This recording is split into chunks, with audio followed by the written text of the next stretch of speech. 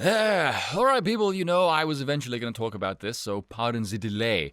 So Elon Musk went from buying Twitter stock to becoming the largest shareholder to wanting to buy the company, being stuck behind the poison pill, and now we're waiting around to see what Elon does moving forward. Meanwhile, the leftist world all around the globe have decided to collectively wet themselves, so we can blame the rising tide on a flash flood of leftist tears and urine, never mind the farce that is climate change. But anyway, being a South African myself, I am compelled by patriotic loyalty to support the good deeds of my countrymen, if for no other reason because he annoys so many people that I can't fucking stand. So it is a real treat to see so many people absolutely melt into this puddle of spastic autism by his most innocuous of tweets. Oh, Elon Musk is so controversial. No, he's not. Trust me, where we're from, Elon is a mild-mannered gentleman. I've never looked at his Twitter feed talking to my collar going, woo, oh, it's spicy. Never done that. Though him tweeting at Bernie, I keep forgetting that you're still alive. Oh, that was sublime. That's just, that's some primo stuff right there. Not the spiciest of takes, but the salty fallout from it. And from him wanting to buy the whole company. Oh my god, it's just stupendous glory. Just pump it, all of it, straight into my veins. I want to be made of more salt than Lot's frickin' wife from the Bible. It's great. All of those wankers who went, oh, Twitter is a private company, it can do what it wants. And then this happens. Favorite reaction that I've seen was from Robert Reich, who I can't stand. He's a fucking idiot. By the way, this is from Define L's on Twitter. There's not a lot of people on Twitter I would suggest you can follow, but he's one of them. He's hilarious.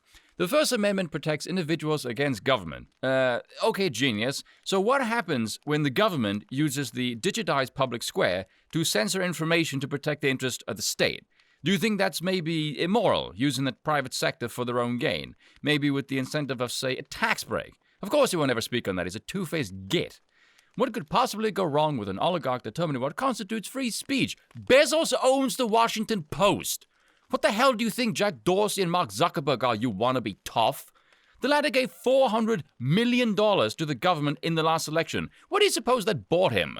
Has he ever spoken about that? No. Wonder why. What a hypocrite. The only difference between them and Musk is you don't like his political opinions. Everyone knows this. You can fool the idiots. You aren't fooling me, pal. It's funny because many a year ago, he called Musk a modern-day robber baron, and Musk replied calling him a modern-day moron, and then blocked him. And to this day, Musk is still harvesting the salt from that interaction. Newsflash for you, Robert. It is a private company. You are not entitled to hear what Musk has to say, especially with the amount of stupid shit you have to say. I'd have blocked you as well. Now, I have done several videos on Reich, and you know the old saying, if you're young and socialist, you have no heart. If you're old and socialist, you have no head. Yeah, he is the epitome of that. And he's probably the most academically decorated retard the left has. Every time he writes something, it's always profoundly stupid. Well, he writes for The Guardian, that's probably why. But at this point, I am convinced his job is to one-up his own stupidity every time. He recently wrote on Musk, Musk has long advocated a libertarian vision of an uncontrolled internet. So basically the early 2000s, where we had more uncensored content and the sky wasn't falling. It might rain Iraqi civilians every once in a while, but that's hardly because of the wild west of the internet. That's also the dream of every dictator, strongman, and demagogue. Here's the picture accompanying that article. Rather fitting, considering that is the face that everyone pulls when they read something that fucking stupid. The level of retardation behind that statement, the irony of someone called Reich being a clueless dolt about dictatorships is actually quite funny. Oh yeah, the regimes of Stalin and Hitler was so pro-free speech. Yeah, let me hear all of the opinions. What the hell do you think the Gestapo and the NKVD were for? What a fucking imbecile. If someone came to you and said, oh, libertarians love dictatorships because they're really big on free speech, you would probably laugh because that's an absurdly stupid thing to say. If you found out they were serious, you would think they're a fucking idiot because that's an absurdly stupid thing to say. This guy's a professor. I don't know if he still teaches, but if he does, my God, get your money back because clearly you are not going to get a coherent, sane education from this one. But the reaction from this guy wanting to own Twitter has really highlighted the pathetic brittleness of certain people in our society. Like, imagine any emotional distress at a guy buying stock in a company that produces essentially a text-based public forum that you browse on your phone. A company designed to share opinions, and these people want to hear less because it causes emotional distress. Words on their phone makes them sad. I remember reading people's reactions, especially from people apparently working at Twitter. People you could imagine tweeting with tears no doubt hitting the screen as the PTSD of Musk kicks in. I thought, fucking hell, if this isn't grossing my list of one of the most pathetic things I have ever seen. I have no idea how this censorious apparatus works, part algorithm, part human, or who is in charge of keeping it going. But I imagine Musk must have seen inside the belly of the beast, taken a peek behind the curtain, and thought, holy hell, no. This is a clusterfuck. I have to fire so many people. And that's probably why he wants to buy the company, because the amount of redundant stuff is likely astronomical. This is why he was tweeting about turning the San Francisco branch into a homeless shelter, because they don't use the bloody place. It is astonishing to me, particularly from the Americans, with them losing their little minds of how Elon Musk spends his own money, but they don't bat a fucking eye at their own government already having burned more than $10 billion in Ukraine, but they can't afford to enforce their own bloody border. If this event with Musk actually generates any emotional outrage from you, your life is too good. You are a pathetic excuse for a human being. I, on the other hand, think it's hilarious. I think it's even funnier, Elon, if you can unban my Twitter account so I can troll the shit out of these people. And naturally, we can't mention trolling on Twitter without mentioning the great one himself, the potential return of President Donald J. Trump. Although Trump himself has said that Twitter is boring now and he wouldn't be on that again even if Elon somehow manages to buy it. Now, this might be an unpopular opinion, but I am not sure that him coming back to Twitter would be the best thing for him. I did initially think that he would likely just kick the hornet's nest by being on the platform again. And then I thought, well, if he runs again, he's just going to do that anyway, so he'd be just jump-starting the machine. Good times. But he would likely just troll Biden every damn day, and that's pretty funny. Lord knows Trump isn't going to be lacking for ammo. But the media is just going to pivot all of their attention onto Trump and let Biden slide further into dementia land. And we all know the mainstream media would love to get Trump back on Twitter. After he left their ratings crumbling in the gutter, those desperate druggies are dying for a hit. My word, they would bust nuts so hard, CNN's newsrooms would end up getting quarantined and fumigated, for heaven's sakes. But then Elon came out and said this, in his own words, I invested in Twitter as I believe in its potential to be a platform for free speech around the globe, and I believe free speech is a societal imperative for a functioning democracy. However, since my investment, I now realize the company will never thrive nor serve the societal imperative in its current form. Twitter needs to be transformed as a private company. As a result, I am offering to buy 100% of Twitter for $52.20 per share in cash, a 54% premium over the day before I began investing in Twitter, and a 38% premium over the day before my investment was publicly announced. My offer is my best and final offer, and if it is not accepted, I would need to reconsider my position as a shareholder. Twitter has extraordinary potential. I will unlock it. Now, that is certainly quite a statement. He came out and said he doesn't care about the economics of Twitter at all. He sees it as a potential for a cornerstone of free speech in the modern age, which naturally makes leftists cry. And so, Elon, by the looks of it, has managed to get the corruption of Twitter to surface because the poison pill strategy chucked at him prevents him from buying up more stock. Once it reaches, I think, 15%, other shareholders can buy stock at a discount rate, which would diminish his overall pool as a shareholder. So I would imagine what will happen is getting a bunch of other like-minded individuals to pull together and buy as much of the stock as they can. People like Peter Thiel, for example. He can do it. He has the will, he has the capital, and frankly, the cojones to pull off that kind of a move, and more power to him, quite literally. So it's odd to see some other company, Vanguard, I think, are trying to outcompete Musk with an offer. Why? Because Twitter has ideological value. Sure as hell it has no business value. The company sucks ass.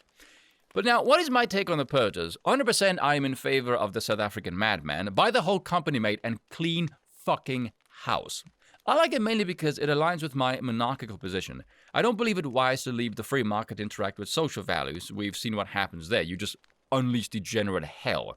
And I am sick of society acting like it's the end of the tutorial of a fucking Bethesda title. You need the centralized figure to uphold the standard. Unlike most people, I don't fear the centralization. I think that's very much a modern Western fear. So Elon openly stating that he doesn't like the current composition of the company, its values, nor does he care about it economically, does send alarm bells off ringing in the minds of the ideological nannies as they cry the many a leftist tears, or pissing their eyes, as our friend V likes to say. Now, do I think Elon can somehow wrangle his hands and claim Twitter? Well, who the hell knows? And frankly, I don't really care. It looks like he's up for acquiring it one way or another. I'll be honest, given the circumstances, mainly that I'm not on Twitter and I'm not that bothered if he ends up setting the whole place on fire. Twitter is a censorious cesspool filled to the brim with pathetic thin-skinned homosexuals who cry at the thought of a powerful white man coming to recolonize the place, which makes me want to make so many apartheid memes, all the while these autistic retards scream about protecting democracy. But here is something amusing that hit me earlier. I was watching MSDNC, and forget voting, it is a sham. Yes, big surprise, Mr. Monarchy is no fan of voting. Shocker. But the media apparatus is pretty much a de facto propaganda arm of the state. And even then, Joe Scarborough has on this the star-studded line of Democratic talking heads. Interesting, seeing as they all talk out of their ass.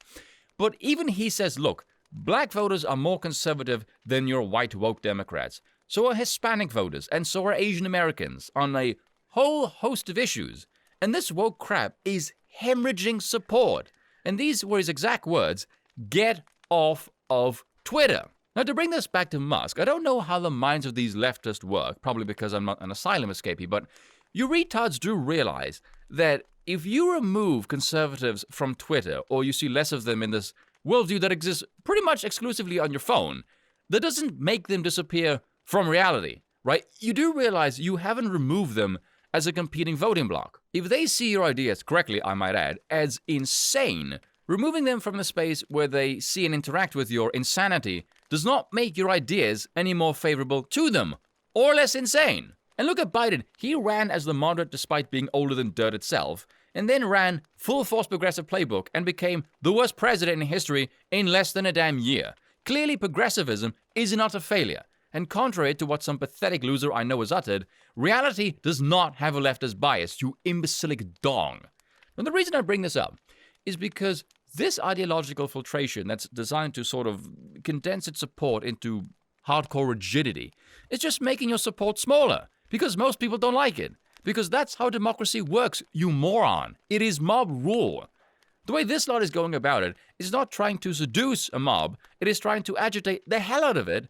With every kicking, it's turning a nest of bees into a nest of hornets. And frankly, I don't care if they get stung. These people are a cancer on society. Fire them out of the cannon for all I care, worthless peons. But this is why Musk bringing on more people is sort of good depending on how you want to look at it. For one thing, pissing off more people is really funny, but you can also see where your ideas can potentially go wrong, and what your competition is doing, because purging them and not seeing the size of the competing assembling onslaught is not going to make you survive it. You're just willfully digging your own grave.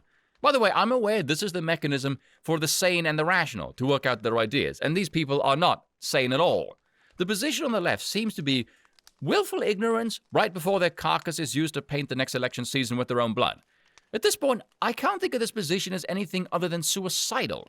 Everyone knows Twitter has been manufactured into this bastion of global homoism, and if Elon can unjig the platform from that crap and unleash invitations to former members of the platform that have left or have been suspended, and the left gets swamped with opinions that rival their little echo chamber, their ideological stronghold will fail, and Elon will be blamed. Not that I think he would care, nor is anyone going to challenge his reign. He'd be the owner. And speaking of failing ideologies, if I can somehow get reinstated on Twitter or make a new account, there is a certain colorful ideology that I have a bone to pick with, and you can bet your bollocks I fully intend to join the front line and skewer what balls I haven't chopped off themselves to the wall. So let the battle begin.